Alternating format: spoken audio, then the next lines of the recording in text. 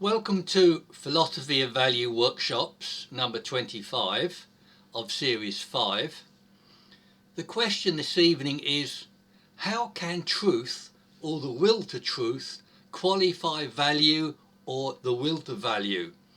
As always, a reading, if you want it, from one of my works, The Will to Value, Chapter 4, Section 3.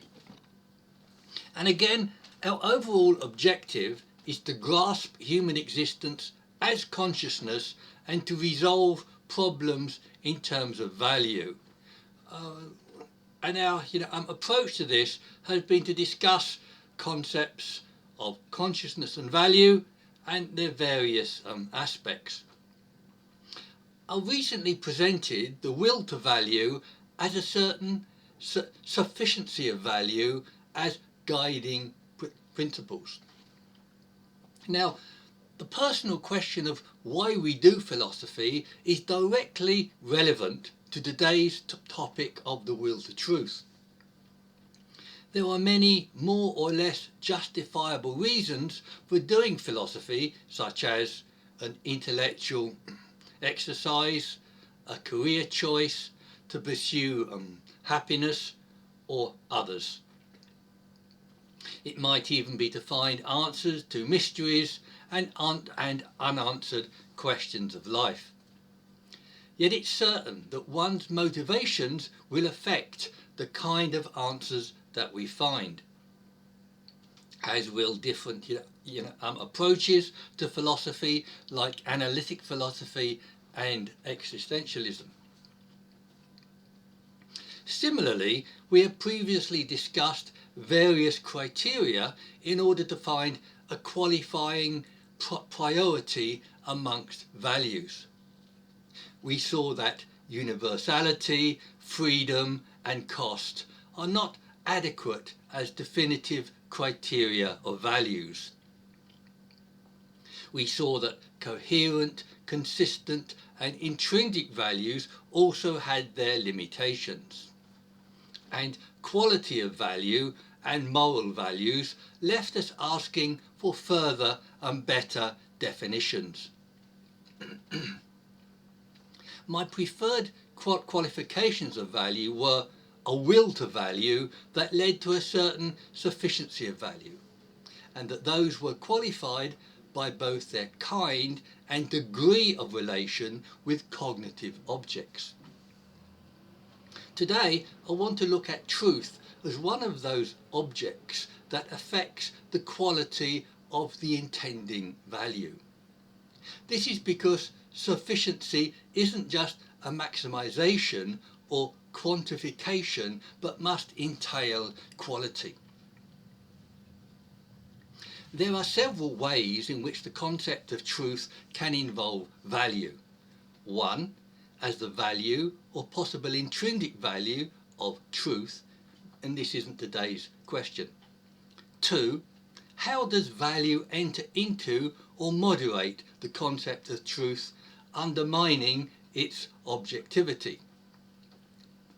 And thirdly, today's question of how can truth be a criterion of value or the will to value? On this view, truth is taken as a property of cognition that qualifies the object of value. To explain how truth is a property of cognition, we could review some types of cognition that affect value.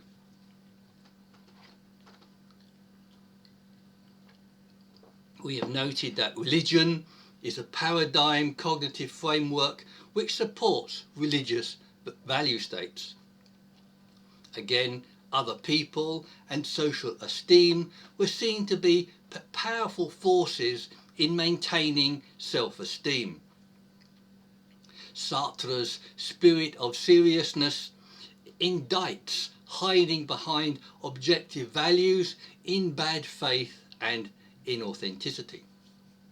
And I presented attenuated cognition as a way of describing limited cognitive support as a virtue. These examples all presuppose a structural conception of cognition as previously explained. For further clarification, we can note a couple of inadequate ways in which cognition involves value. 1. Hilary Putnam's entanglement of fact and value in his collapse of the fact-value dichotomy. Here, the fact-value distinction is breached, but quality of value isn't explained by this breach. And 2, I've argued that structures of consciousness can explain the origins of value, but simply deriving value from consciousness does not in itself explain qualities of value. Today I am presenting truth as a property of cognition, where cognition is an object of value that qualifies value. Yet we should first review an earlier point about the objectivity, subjectivity or value-ladenness of truth. In fairness, we need to note the disagreement between truth as subjective or as absolutely objective. This subjective-objective distinction is also described as one between nominalism and realism. Modern philosophical thinking largely favours the subjective nominalist view, yet many philosophers take objectivist positions on various topics. We have previously distinguished different applications of truth that have different requirements. Different applications such as logic and mathematics, or science, or human perception, or moral values. Yet qualifications and criticisms of the concept of truth can apply to all these spheres. For example, there are implications of different theories of truth.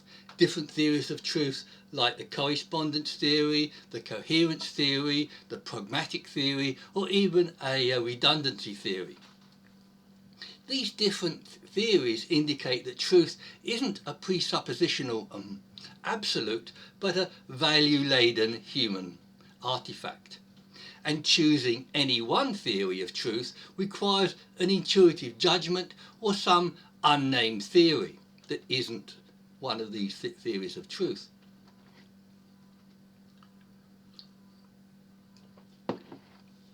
Kant also defined truth as not a quantitative but a regulative concept that guides rather than determined.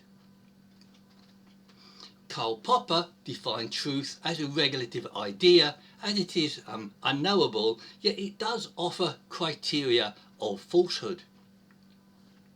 Paniel Reis Cardenas finds truth as a regulative attitude in both Hegel and Kierkegaard. Yet the idea of truth as a regulative attitude implies value as well as cognition. But objectively, truth is a principle or property that can't be a cognitive state, much less a value state. Yet Hegel and Kierkegaard talk about truth subjectively as openness, that we can relate to the will to truth. John McDowell, Thomas Nagel and Bernard Williams, sorry for all these names, but they're helpful if you want to research these points, they criticised the idea of an absolute conception of the world. Nagel, he recognised the significance of both the subjectivity and human capacity to take an objective view. But in Nagel's perspective, the objective view is continually stepping back into a disappearing view from nowhere. That is, we think we have an objective view, but then you can always step back beyond it to have a more objective view, and there is no end. Yet Charles Peirce, in the scientific world poses a convergence theory of increasingly correct perspectives in hope of a final truth. But science can never attain absolute truth about such aspects of the world as colour or the velocity and position of particles. Order of the world is explained pragmatically by what works, like different systems of colour. As animals would use them, they all see different world in different colours, but nevertheless all these different systems of colour work. My conclusion is then that truth isn't a presuppositional absolute, it is a value-laden human artifact. There is no final theory of truth or a definitive conception of any truth. Yet it functions well as a regulative concept or attitude in guiding human behaviour. And this is a significant outcome in an argument for the will to truth as a qualifier of value. Kant neglected to use his own principle of truth as a regulative concept within the sphere of value and morals. But two people who did employ truth in this way were Nietzsche and Bernard Williams. We noted last week Nietzsche's affirmation of life in his yea sayings and his amor fati, and as a form of the will to truth. Nietzsche's amor fati is a reconciliation and coming to terms with the facts of life as they are. Two commentators, Clark and Dudrick, find a tension between Nietzsche's will to truth and what they also call the will to value. And Nietzsche's subjectivist view of truth leads him to write that there are no facts, only interpretations. Yet Nietzsche's will to truth is a regulative principle that still drives him forward in the will to will. Bernard Williams regards truth in a similarly anthropocentric way. Williams rejects both truth as an absolute conception of the world and that truth has intrinsic value. Yet he holds that we need an unconditional will to truth, and that this results in what he calls the virtues of truth, which are sincerity and accuracy. The point here is again that truth isn't an absolute objective but serves as a regulative principle, and such views are the result of a comparable failure of objective moral values and ethics. I have yet to present my criticisms of the standard theories of ethics in forthcoming workshops. Yet I have already outlined problems of moral values with the help of Hume, Moore and Mackey. One aspect of Moore's naturalistic fallacy was that the moral good cannot be adequately defined. That is, because it was irreducible and shouldn't be confused with natural properties like the pleasant. John McDowell had a similar view about the uncodifiability of action in Aristotle's virtue theory. I disagree with Moore that we can't define the character of the moral good, which I do define in terms of value, but I agree that we cannot definitively define any particular moral good or the highest moral good. This is because they are always liable to reformulation and further discovery.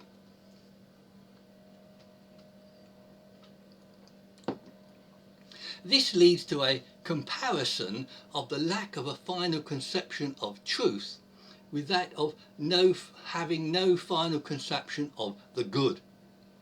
The indefinability of both truth and moral values binds them together in an interesting kind of relation. Firstly, the idea of truth as an attitude enables truth to be an attitude of intent towards an indefinable object. Its object must be indefinable in order to remain open to the possibilities of truth. To definitively define either truth or its object would counter the openness required of truth. As Kant implies, truth is a regulative rather than a constitutive concept. Truth isn't even a cognitive state, but a qualification of cognitive states like belief and knowledge. We believe what is true, and knowledge implies the possession of truth. Truth is a qualification and regulative principle of cognitive states like belief and knowledge. And the good or the moral good is an indefinable object that we pursue without knowing exactly what it is. And Kant stated that the only thing that is good without qualification or restriction is a good will, which presents it as an ideal. What we have here is a symmetry between the will to truth and the good will. Both their objects are ultimately undefinable, and both claim ultimate obligations of the individual. I thereby propose that the will to truth, as an attitude and regulative principle, and that the good will, or the will to value, towards an ultimately undefinable object, are aspects of the same fundamental principle that integrates truth and value. This is, of course, a speculative assertion about the unity of the good and the true, of the same kind of thing that Plato was looking for. In this perspective, it is proposed as a unity or a symmetry between the will to value and the will to truth. A proposed unity between the will to value and the will to truth also involves noted cognitive, non-cognitive debate. That is reason or feeling the primary principle of explanation in morals, motivation, meaning and purpose? Non-cognitivists would argue that a will to truth isn't possible without an affective or feeling component. I also argue that a will to truth needs a further motivational impulse to have will at all, and that impulse might well be described as the will to will. Yet I want to consider broadening this symmetry with Nietzsche's notion of the will to power. Nietzsche's will to power was seen to be indiscriminately inclusive of all animal life and activity. And I doubted whether such a naturalistic principle could have relevance for moral values. Yet the will to power as control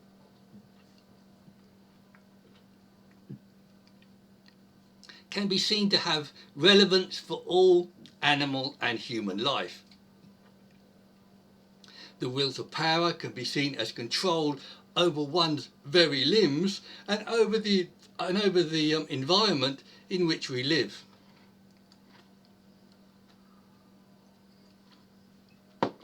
And multiplicities of acts aren't isolated from each other, but joined together in time as, we might say, the will to power. We could add that Sartre includes action in the outcome and motivation that corresponds with will. He tells that there are three constituents of the ego, which are states, which he means affect states, qualities and actions. We can note that these three constituents correspond with my typology of affect, value, will and cognition. In the sense of action, the will to power is the most fundamental attribute needed for life in the physical world. Yet it is still inadequate as a guiding principle for value in the realm of consciousness. However, I want to suggest a possible unity here between the will to power, the will to value and the will to truth. I have suggested earlier a symmetry or even a possible unity between the will to value and the will to truth. Yet the will to power seems out of place here until seen as the most fundamental principle of action. Then we have the will to power, the will to value and the will to truth as variations on a theme. The theme is, of course, the will and the possibility of the will to will as the underlying principle. We must ask, are the will to power, the will to value and the will to truth different expressions of the will to will? I can only speculate that the will to will has been expressed differently by different thinkers, as I noted last week. That is, expressed by Heidegger as the question of being and by Sartre as the original choice for being, as well as Nietzsche's yea sayings, a sacred yes, amor fati and his affirmations of life. We are then have to make a choice between the will to power, will to value or the will to truth as expressions of the will to will. Like Heidegger and others, I find the will to power an inadequate principle of human life and consciousness. And I would like to explain this inadequacy with a further relation between the good will and the will to truth.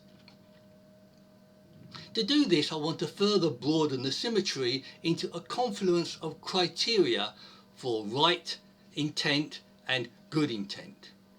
We have previously discussed such criteria as coherence, consistency, self-validation and sufficiency.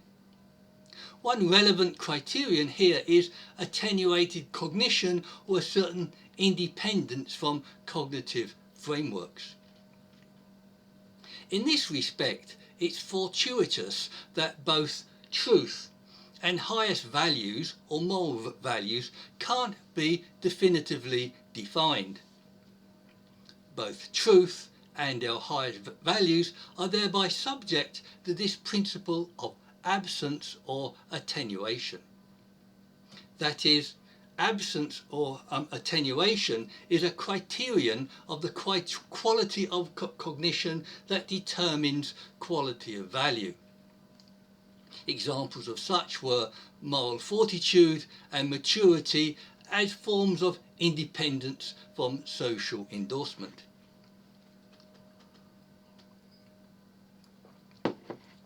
This is another example of asymmetry between the will to truth and the will to value or the good. That is, in the highest form of the will to truth and the will to value are indistinguishable. Yet I want to draw down from these high levels of generality and abstraction using relations with the cognitive world. I've explained that my final principle of value sufficiency isn't an absolute, but it is a relative. It is relative in its degree of sufficiency and its degree of independence from cognitive frameworks. And I need also to reiterate that sufficiency isn't just a maximization or quantification, but must entail quality. And that truth and the will to truth are amongst the criteria that determine that quality of value. Other criteria were noted as the quality of cognitive objects and the degree of support that they give, as well as noted coherence, consistency, and of course sufficiency. The topic for next week is this relation between the relative sufficiency of value states and cognitive frameworks. The following week I will be examining this relation as an ongoing dialectic. That is, a dialectic between sufficient value and its insufficiency in needing supporting cognitive frameworks, and an ongoing dialectic with an increasingly sufficient value will be given by the will to value. Both truth and the good are in an ongoing dialectic of qualification and discovery without end. I now draw this to a conclusion and say that I can quickly review what I have said. We first reviewed cognition as a supportive framework for value states like self-esteem. The concept of truth was then presented as a relative but a qualitative property of cognition. Moreover, truth was argued to be a regulative principle with commonalities with good or the moral good. More than that, a symmetry was suggested between the will to power, the will to truth, and the will to value. I then speculated that the will to power, truth, and value were aspects of the will to will, and that the will to value was the most promising option as a principle of human life. I could note that another question that I have broached in recent workshops but needs further attention is, why must an ultimate resolution of human life be found in terms of value, much less in terms of the will to value? Anyway, please let me have your comments or criticisms on the YouTube or Meetup websites or somewhere else. Thank you very much.